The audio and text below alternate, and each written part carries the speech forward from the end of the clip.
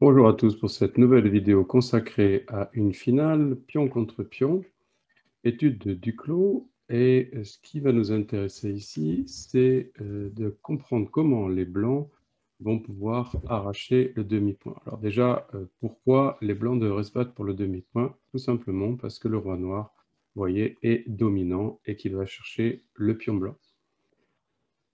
Première hypothèse, si on commence par le coup naturel roi b3 pour se placer en opposition, face ici au roi noir. Si on continue à suivre le roi noir, et bien après roi prend d5, roi d3, roi c5, roi c3, on arrive dans une situation très intéressante où les blancs sont en opposition, mais les noirs, avec le petit coup c6, vont obliger les blancs à lâcher l'opposition et ainsi pouvoir rentrer sur une des cases clés ici pour gagner. Après roi b3, roi c5, si les blancs décident de donner le pion, c'est une tentative intéressante car si les noirs prennent avec le pion, après roi c3, d5, aucune difficulté pour rester ici dans une situation de blocage.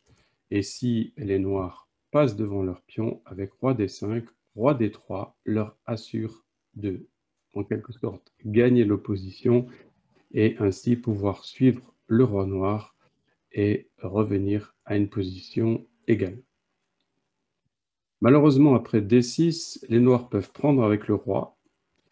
Et si on avance avec le roi blanc pour éviter roi d5, que le roi progresse, eh bien roi c6 place les blancs à nouveau dans une situation de perte d'opposition, puisqu'ils vont devoir choisir un côté et les noirs vont pouvoir progresser.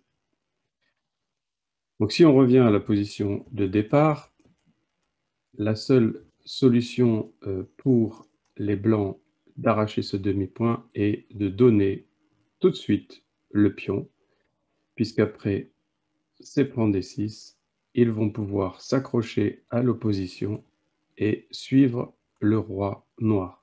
Voilà la position centrale de cet exercice, puisque maintenant le roi blanc a mis le roi noir dans l'obligation de choisir et il va pouvoir le suivre et le forcer à un moment donné à pousser. Et on peut montrer ici la fin de la partie.